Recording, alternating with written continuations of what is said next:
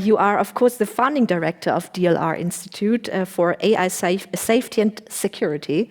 You are, of course, coordinator of the project, but you are also engaged with the University of Oldenburg, a member of the ASAM board, advisory professor to the Tongji University in China, and you're also engaging in Catena-X and Gaia-X.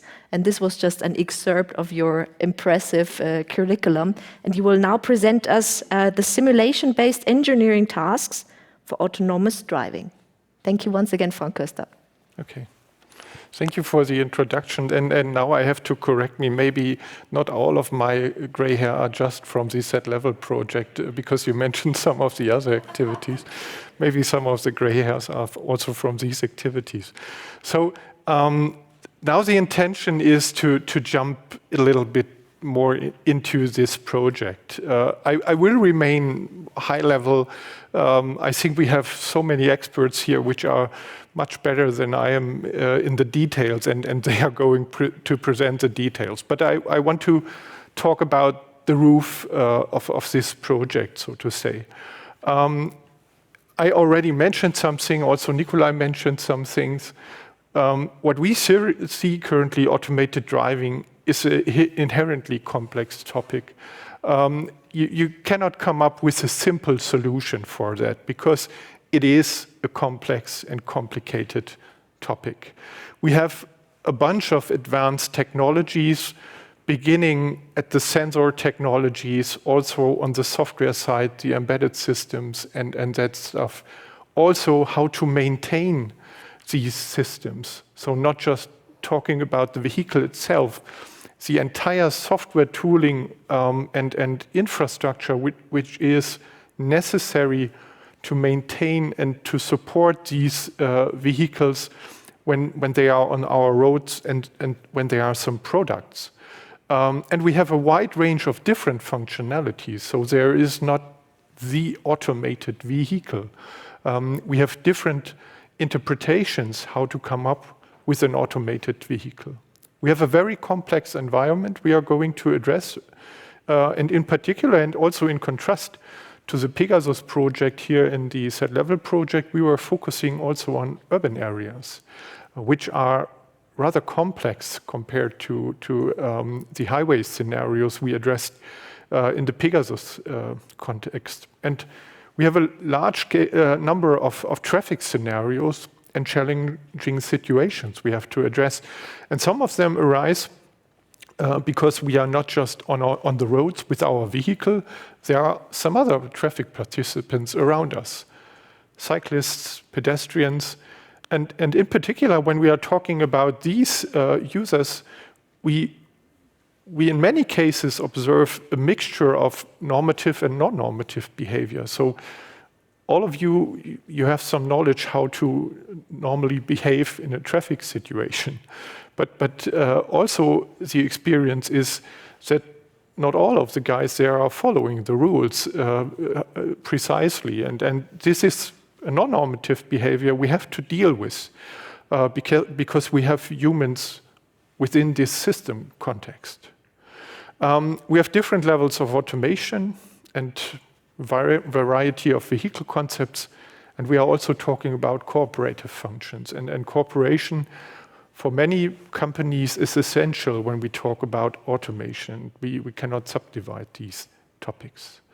And what also is the case, and this is something what is needed to also to address some climate goals and some environmental goals, is the environment and the entire traffic system and the mobility system is currently going to change.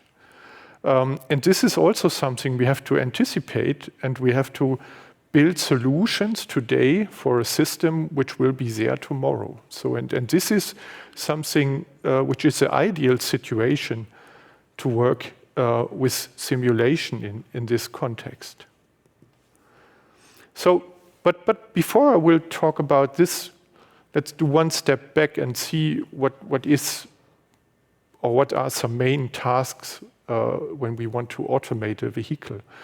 Here in the center, you see some of the tasks you can discuss in the context of a smart system. And an automated vehicle is, so to say, a smart system.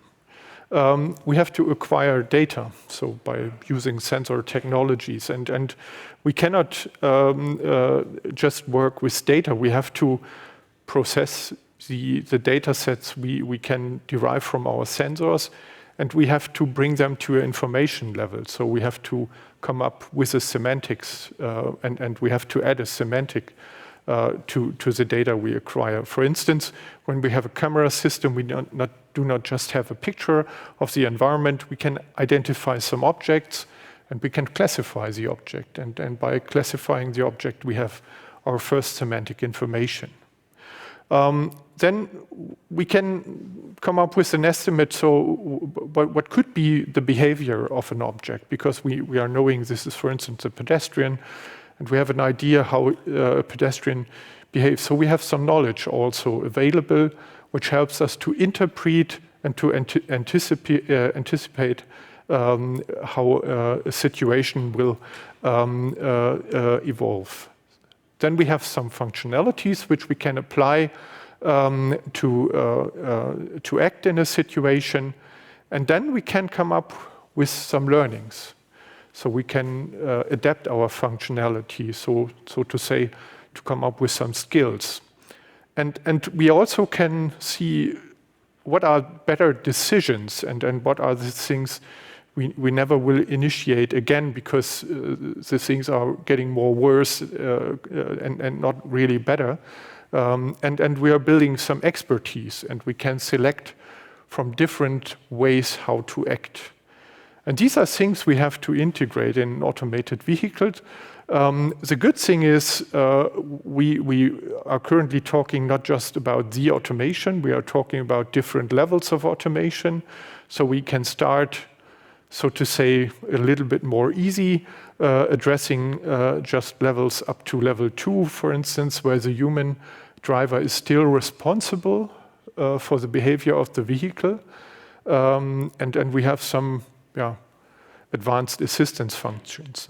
Also, automation is already relevant in these contexts. And then we can come up with solutions which are on higher levels, so that the human can really step out of the control loop, controlling the vehicle, and the vehicle is really responsible for the driving task. And this is really an essential step. And Mr. Stöckel-Pokal mentioned that at the starting phase, the project was mentioned set level 4 to 5, because when we started, we mainly focused on these higher levels of automation. But what we learned is that our findings are relevant for also development activities addressing the lower levels of automation. And this is something what we wanted to emphasize, that the results of our project are not just relevant tomorrow or in the far future, but they are currently already highly relevant in the companies. And that is why we skipped the 4 to 5, and we wanted just to say, okay, what we are doing is simulation-based engineering and testing of automated driving. And when we are talking about automated driving, we are talking about the entire spectrum of levels of automation. Besides that, I don't want to get into detail.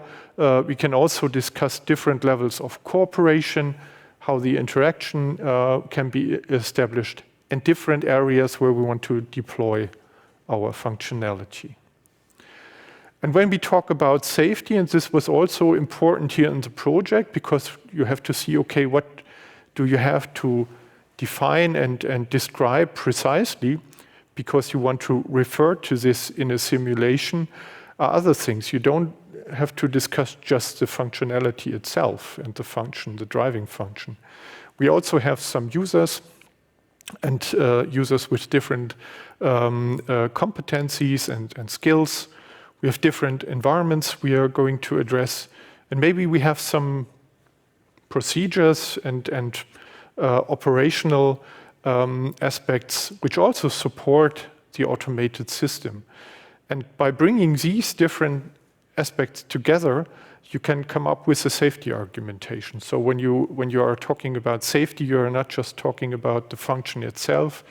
You also have to discuss the other things also, and you have to consider what is the effect when you bring them together with respect to safety.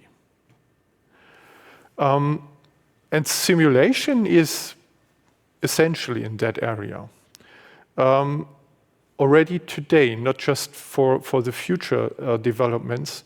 And what raises the importance of simulation is when we can come up with simulations which are highly reliable and provide the adequate level of evidence. So can we really be sure that the things we are observing in a simulation have a relevance for the reality?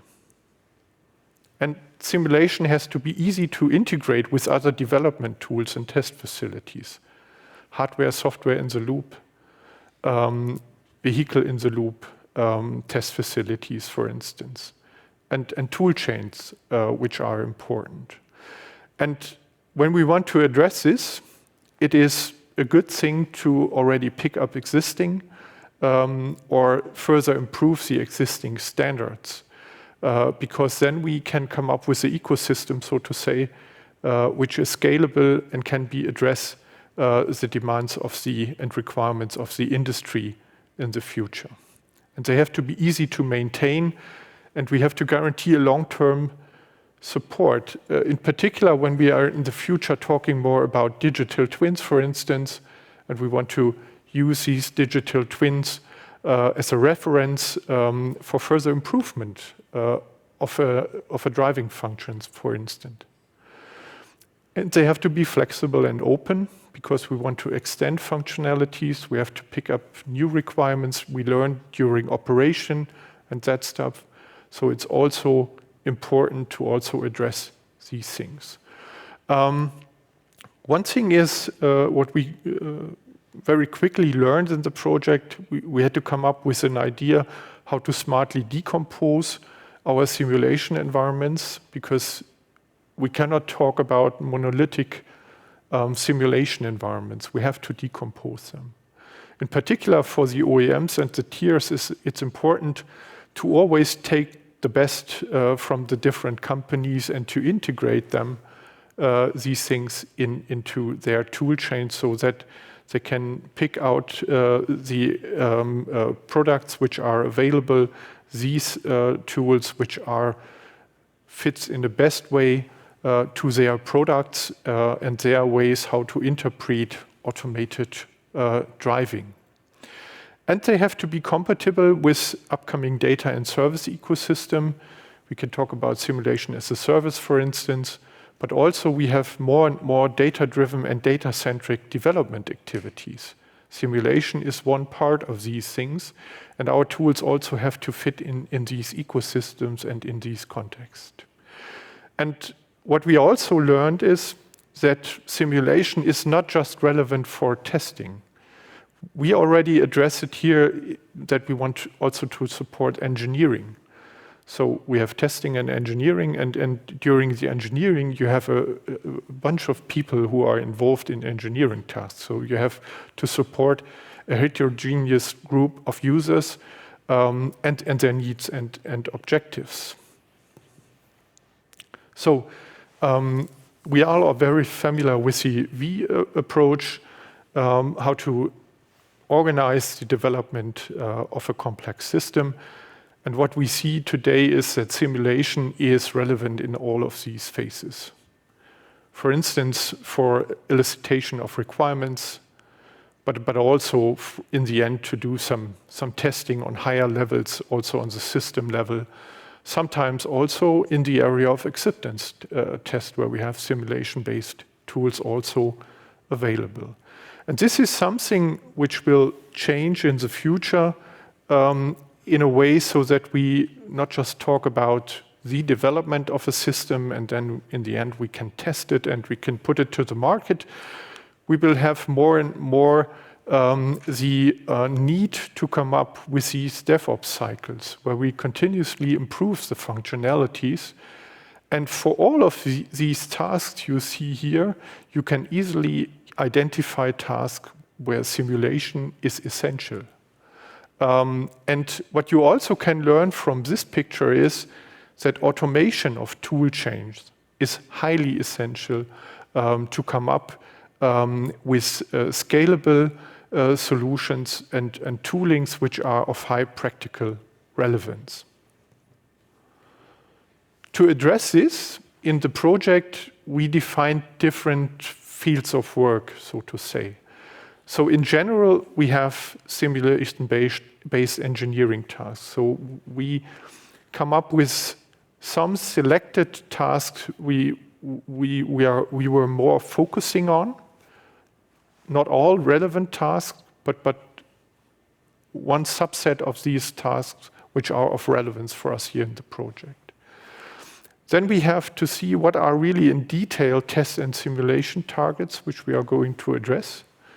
And we need to be sure that we have the right models at hand, which are sufficient and valid to address these targets and to be integrated in our simulations. To do this, we have to come up with methods how to integrate these different models. And what is helpful in that context is that we have some defined processes and procedures how to organize our work so that in the end, we can provide a tooling which fits perfectly to the needs of the engineer who's developing a driving function here. And a good architecture helps us to easily derive new solutions based on our existing modules. And standards are already in this context of relevance, but also of high relevance when we are not talking just about isolated tools, but talking about tool chains, integrating different tools from different vendors, sometimes with some own developments within the companies which are also relevant, which have to be integrated in our tool ecosystem or service ecosystem in the end. So what were we striving for in detail when we talk about different engineering tasks? So one thing is we wanted to address the generation of synthetic data and scenarios. We want to analyze a functionality which is, for instance, already existing as a first draft. We want to optimize a functionality, maybe also an automated approach, how to optimize, want to do some testing. And also we want to have some argumentation that we have a proper release candidate in hand. So, and what are our expectations? In the first area, we want to provide some synthetic data, for instance, for some rare events or some critical situations. We want to do some improvement of the functionality based on some findings and some first experiments. What is the performance with respect to some KPIs of a functionality in a simulation, and then we can start improving it, or we can systematically optimize an already existing functionality and for instance, prepare a function for the application in a vehicle. Then we can do some systematic testing, and also we can do some testing with reference to some scenario catalogs and standardized catalogs so that we can say, okay, yeah, this is a release candidate for a set of situations and scenarios we can address. And we have to have these goals in mind when we want to compile, so to say, our concrete tooling which we want to apply based on existing modules. And this is what we were striving for in the set-level project, to learn how to organize this and how to come up with such a methodology. And we have some first ideas how to do this. And this is really a driver for us, because the better you can manage this task, it is more easy for you to get some ready-to-use configured tool chains which you can apply in your engineering and in your testing procedures. Besides the tooling, it was also, or the engineering task, it was also important to see, okay, how can we have a systematic approach and some idea how to organize our thinking. What is our system under test? What is the operational environment? What are the different engineering tasks we want to address? And we came up with this matrix here. On the left-hand side, you see, okay, we have different operational environments defined. A component, when we are just focusing on a sensor, for instance, a subsystem, when we have the sensor in conjunction, for instance, with the sensor fusion system, and also connected already to some functionalities building the map of the vehicle. Then we can have the vehicle system. We can have some traffic nodes and edges, or the entire traffic system. So this is our operational environment we have.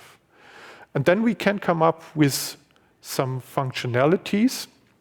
And also these functionalities and the components we are going to test are just single components or subsystems or automated and automation systems. And also some functionalities which are more relevant, for instance, for traffic management and that stuff. So really functionalities addressing the traffic situation. In the set-level project, we mainly focused on the first three systems under test: components, subsystems, and the automation system of vehicles. And these functionalities are addressed in our use cases. You will learn more about these use cases in the following presentations. But it is important to mention that we find a way how to have a systematic approach to see, okay, what is our operational environment? What is our system under test? How can we integrate these in our simulation tools?